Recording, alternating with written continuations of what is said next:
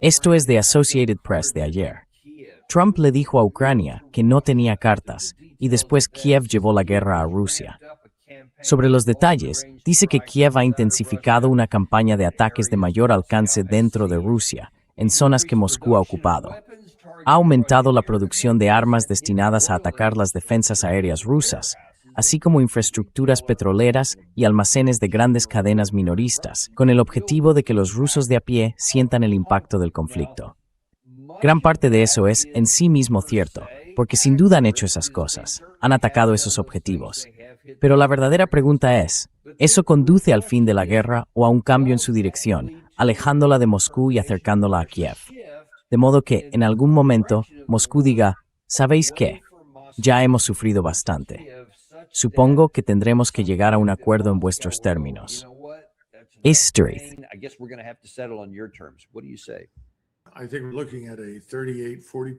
Creo que estamos hablando de una reducción de entre el 38 y el 40%, o de la reducción que se estimaba hace 1 o 2 semanas en la capacidad de Rusia para refinar petróleo y producir diversos derivados. Esto no ha perjudicado demasiado a Rusia. Gran parte de esos daños se repara rápidamente. Ya sabe, las refinerías son estructuras muy grandes y muy resistentes, no se destruyen fácilmente. Francamente, hace falta un esfuerzo mucho mayor del que los ucranianos pueden movilizar. Pero dicho esto, ¿ha tenido algún impacto en la toma de decisiones en las más altas esferas de Moscú? Creo que esa es la verdadera pregunta. Por lo que me cuentan personas que regresan de Rusia y por lo que leo traducido de los medios rusos y de su televisión, diría que los rusos están en general muy enfadados. No con el presidente Putin. Están enfadados por lo que les están haciendo.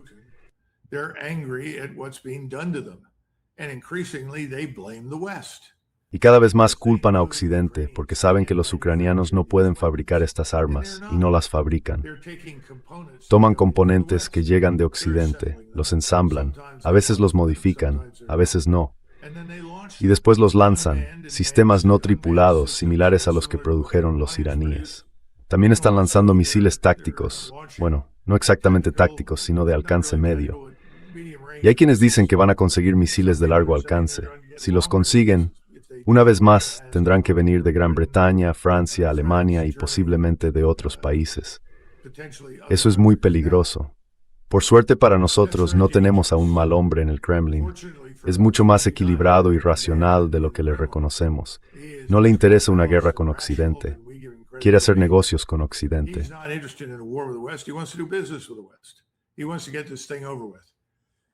Quiere acabar con esto de una vez.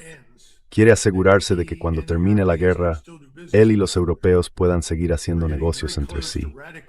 Estamos muy cerca de un cambio político radical en países como Alemania y Francia.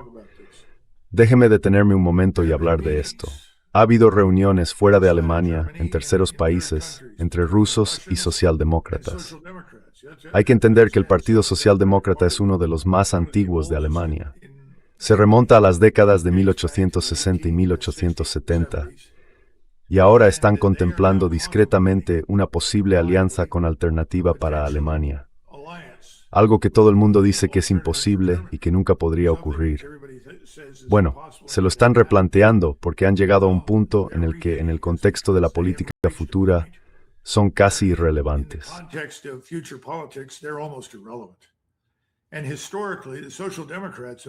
Históricamente, los socialdemócratas siempre han estado mucho más, no quiero decir que fueran prosoviéticos en aquella época, pero desde luego eran más comprensivos con Moscú en ese momento. Y creo que incluso ahora, en privado, están más dispuestos que los demás a hacer negocios con Moscú. Ese tipo de cosas podría cambiarlo todo de la noche a la mañana. De repente, podría sacar a Alemania de todo este lío. Y los alemanes están hartos. Hay fuertes corrientes de fondo a favor de salir no solo de la Unión Europea, sino también de la OTAN. Así que sigo pensando que en Moscú existe disposición a esperar a que ocurra esto. Macron, bueno, es sorprendente que siga donde está. No sé cuánto tiempo más seguirá ahí. La cuestión es que hemos estado esperando que esta clase de convulsión que se avecina se manifieste.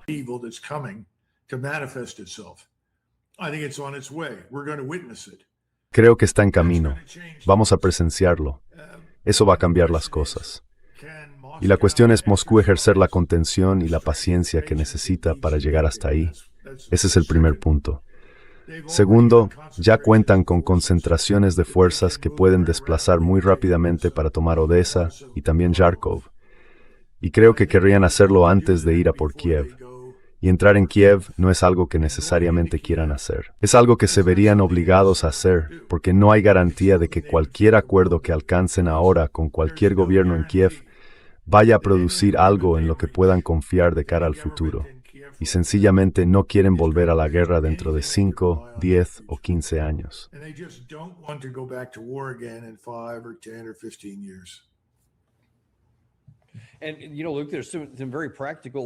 Y ya sabes, Luke, hay algunas cosas muy prácticas que avanzan en esa dirección.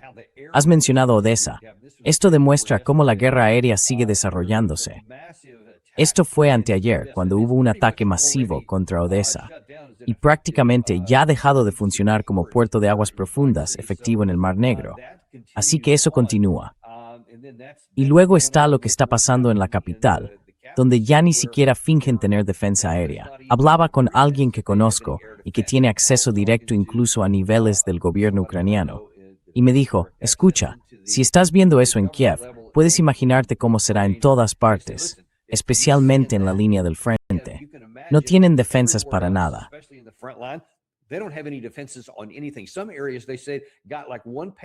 En algunas zonas, dicen, recibían algo así como un misil Patriot al día de los que tenían. Y eso, evidentemente, no sirve de nada en términos de defensa aérea. Dijeron que contra las bombas planeadoras que tiene Rusia no hay defensa. Ni siquiera los Patriot alcanzan ese tipo de objetivo. Así que están completamente indefensos en el aire, ya sean esos drones o ahora misiles. ¿En qué situación va a dejar eso a Ucrania? ¿En qué se basa alguien como Associated Press para decir, oye, sí, Kiev se la devolvió a Rusia y eso va a funcionar, cuando Rusia al menos tiene defensa aérea y puede derribar la mayoría de las cosas que se envían allí? ¿Cómo funciona eso?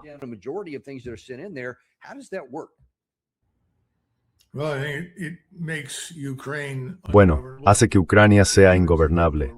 La convierte en un montón de escombros, destruye lo que queda de su agricultura, la poca industria que tienen, y así Ucrania se convierte en un estado muerto.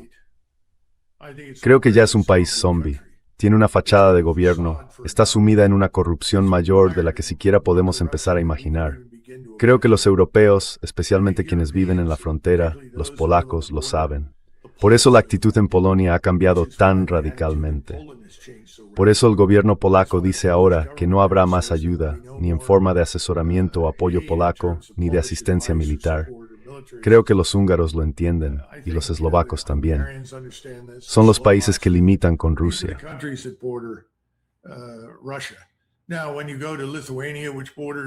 Ahora bien, cuando vas a Lituania, que limita con Ucrania y Bielorrusia, es un poco distinto. Ucrania se ha mantenido firme y violentamente antirrusa. Se remonta a la Segunda Guerra Mundial, como tantas cosas, y no lo entendemos. Pero la cuestión es esta. Sí, esta guerra terminará. Terminará cuando de repente nadie envíe nada más a Ucrania, porque allí no habrá nadie que lo reciba, salvo unas pocas personas con la mano extendida, deseosas de subirse a un avión y mandar los fondos que les diste a bancos de Chipre, Albania o algún otro lugar. Así es como va a terminar, tristemente. Mientras tanto tienen las cartas, pueden actuar de forma decisiva cuando quieran.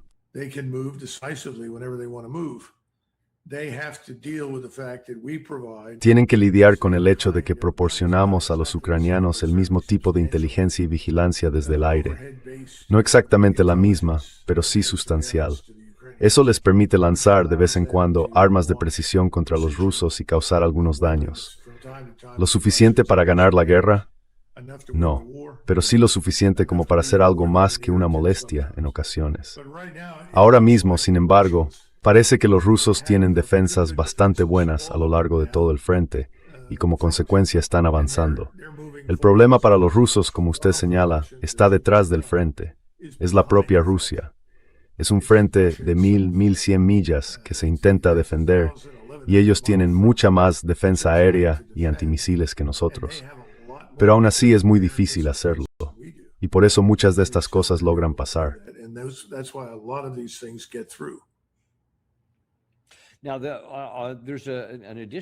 Ahora, hay otro acontecimiento.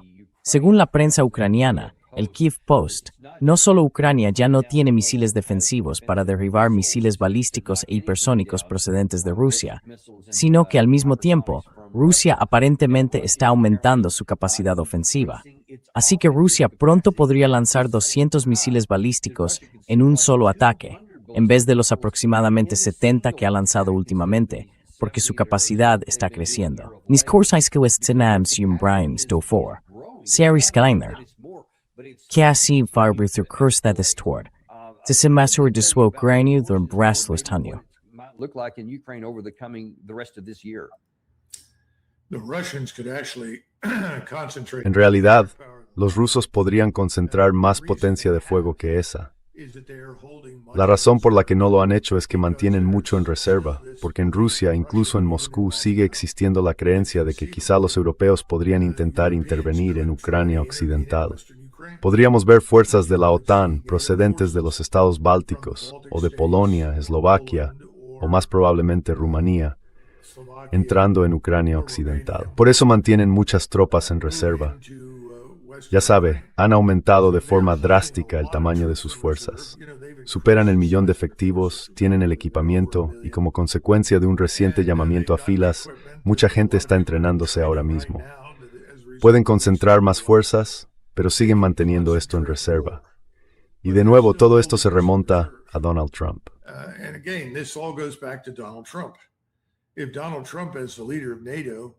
Si Donald Trump, como líder de la OTAN, creyera en algo de lo que ha dicho, esta guerra habría terminado hace mucho tiempo. Pero resulta que no cree en ello. Ha resultado ser un monstruo sin dientes, por así decirlo, en vez de la gran bestia gargantuesca que todos en Europa pensaban que era. Es una especie de monstruo de las galletas. No ha cambiado nada.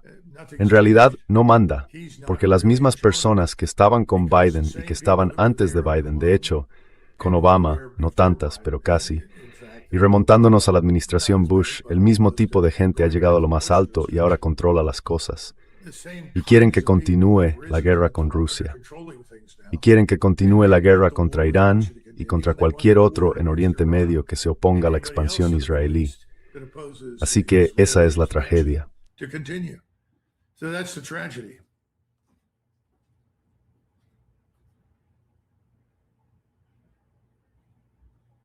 Dan, tienes que controlarte, Dan.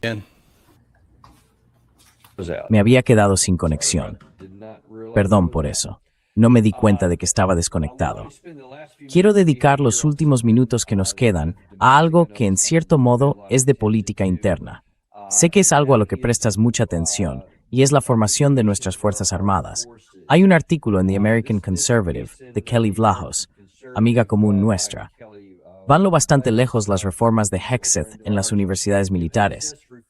Hegseth llegó y, al parecer, estaba muy entusiasmado con ir a por la cultura woke y todo ese tipo de cosas. Pero ¿es suficiente? ¿Y es siquiera eso en lo que habría que centrarse? ¿Qué opinas?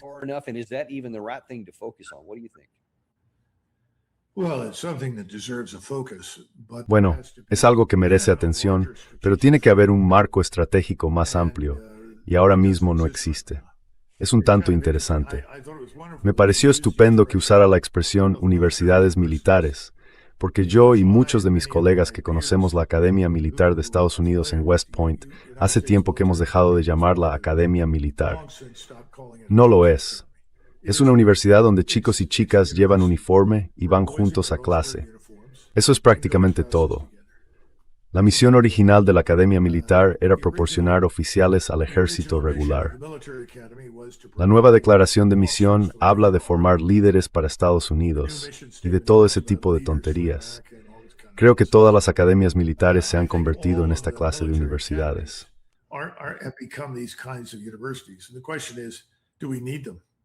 Y la pregunta es, ¿los necesitamos? No me interesa financiar carreras de 4 años de la gente en universidades, entre comillas, militares. Quiero volver a la cuestión de qué intentamos sacar de esto. ¿Cuál es el objetivo? ¿Qué estamos obteniendo? Esa es una parte. La otra es, En los niveles superiores, ¿qué estamos haciendo para transmitir conocimientos realmente útiles? Ciencia, tecnología, operaciones militares, arte operacional, todas esas cosas. Bueno, el problema es que no hacemos rendir cuentas a nadie, Dan. Si te presentas, te gradúas. Ahora bien, siempre hay algunas personas que no lo hacen, 1 o 2 individuos, normalmente por razones que no tienen mucho que ver con el rendimiento. A veces sí, pero digamos que de los 285 que se matriculan en la Universidad Nacional de Defensa, los 285 se gradúan habitualmente. 285 routinely graduate. Who are we kidding? ¿A quién queremos engañar? ¿Es esto realmente un curso de formación? ¿De verdad se está aprendiendo algo? La otra cuestión es que tenemos muchas escuelas superiores de guerra de cada ejército por separado. Y bueno, no creo que la guerra de un solo ejército sea viable ya. Y creo que el mayor problema que tenemos es que no se hace suficiente hincapié en comprender cómo deben ser realmente las operaciones integradas en el futuro. Seguimos viviendo bajo la Ley de Seguridad Nacional de 1947, que consagró en realidad la forma en que los ejércitos combatieron la Segunda Guerra Mundial, o al menos cómo creían que se había combatido. Por eso Eisenhower se opuso. Hubo mucha gente a la que no le gustó porque empeoró las cosas, no mejoró la situación. Las burocracias de cada ejército tomaron el control y el resto es historia.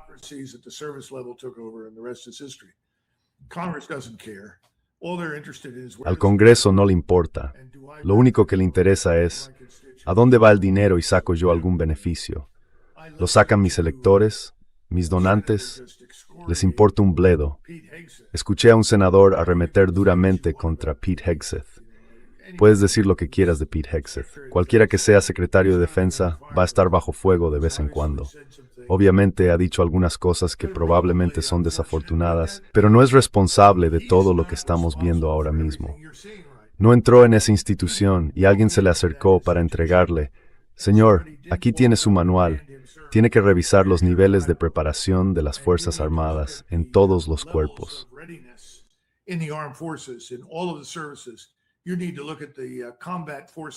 Hay que analizar las fuerzas de combate, los paquetes de capacidades orientados a cada misión. Hay que analizar los distintos programas de modernización y también lo que tenemos en nuestro arsenal, lo que tenemos desplegado sobre el terreno. Fuerza aérea, armada, ejército e infantería de marina. Y hay que entender para qué estamos realmente preparados, qué tipo de guerra podemos o no podemos librar y el impacto de los últimos 30 años. Vale. Nadie hizo eso. Nadie lo hizo. Nadie hace eso. Y en la mayoría de los casos, ¿qué hace el secretario de Defensa? ¿Qué hace el secretario de cada departamento militar? Se presenta Dan y preside.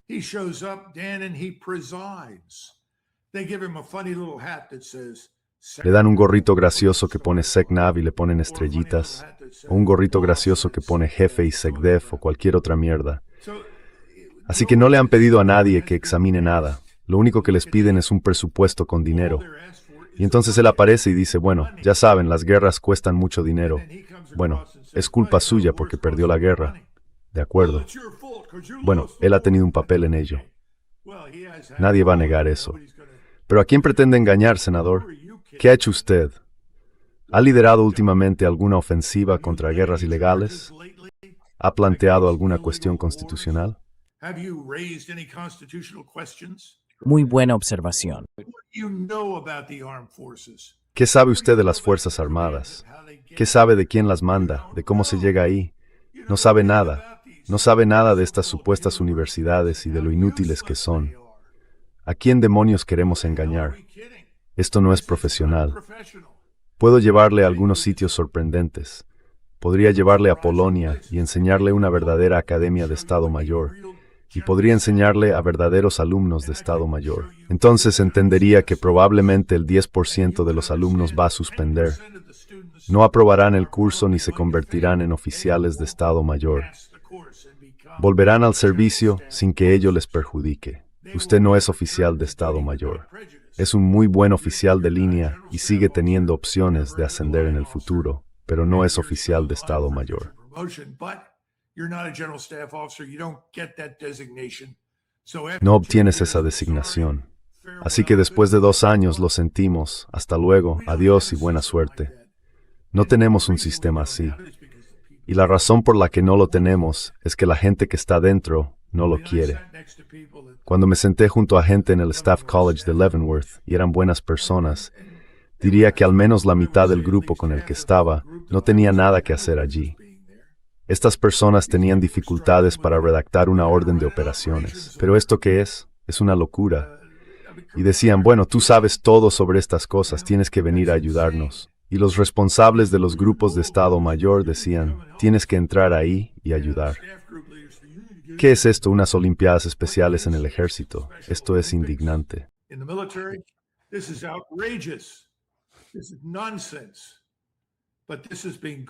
Esto es absurdo. Pero lleva ocurriendo años. Y muchos de estos tipos acaban siendo generales. Porque ¿cómo se llega ahí? Pues llegando sin hacer nunca olas, lo sabemos. Y cuando llega el momento de elegir a alguien, ¿en qué te basas?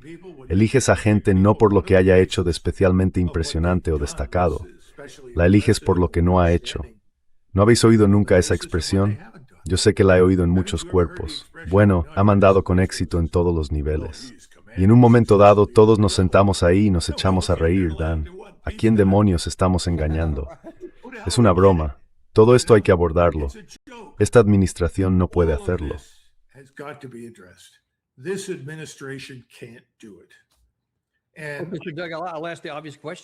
Señor Doug, le haré la pregunta obvia. ¿Quién está cualificado para plantear esas preguntas, aparte de usted? Y obviamente ya ha escrito un buen montón de libros sobre todo esto, y quien quiera puede leerlos, porque ahí está el esquema.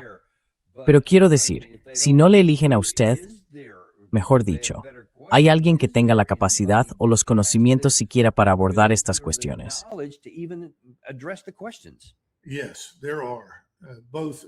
Sí, los hay, tanto civiles como militares. Sin duda los hay, pero hay que proponerse identificar a esas personas. Después hay que reunirlas.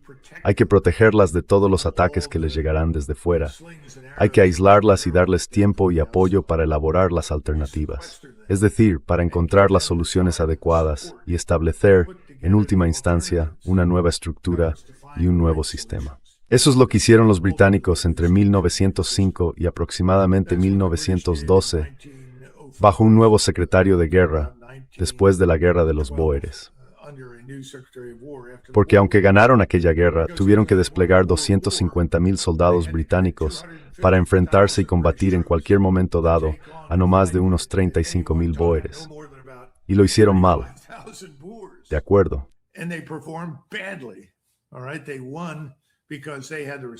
Ganaron porque tenían los recursos, tenían los efectivos, y al final pudieron abrir campos de concentración y meter en ellos a mujeres, niños y ancianos bóeres, donde más de 70,000 murieron de hambre y enfermedades. Así es como ganaron la guerra de los bóeres. Ahora bien, a lo que voy es que él lo sabía. Era un hombre llamado Richard Haldane, un hombre muy brillante y, por cierto, abogado, sin experiencia militar, pero sabía que esto tenía que cambiar. Y también lo reconocieron varias personas uniformadas. Así que hicieron un trabajo bastante bueno.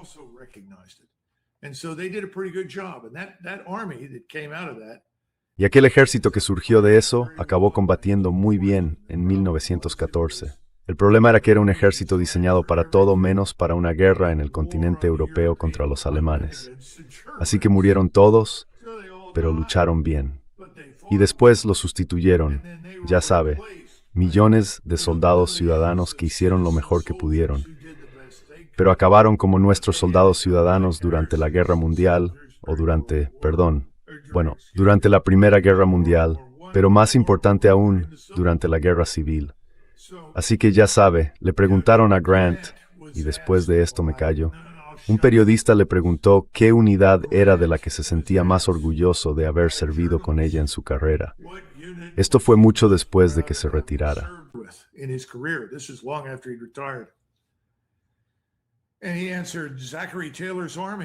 Y él respondió, el ejército de Zachary Taylor en la guerra con México. Y aquel hombre se quedó impactado.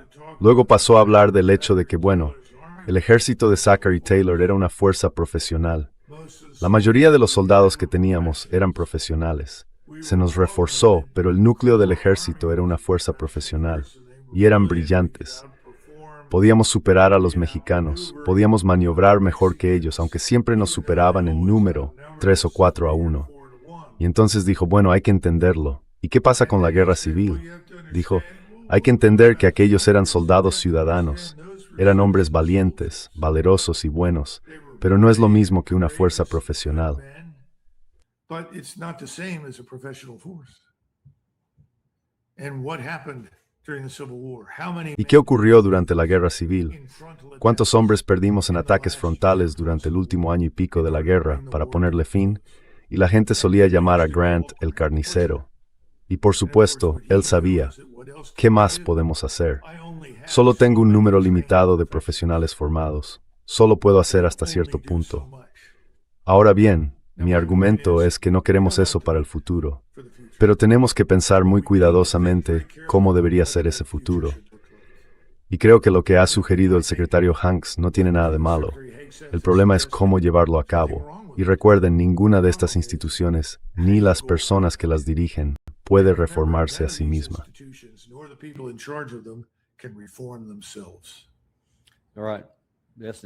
De acuerdo, eso es un hecho.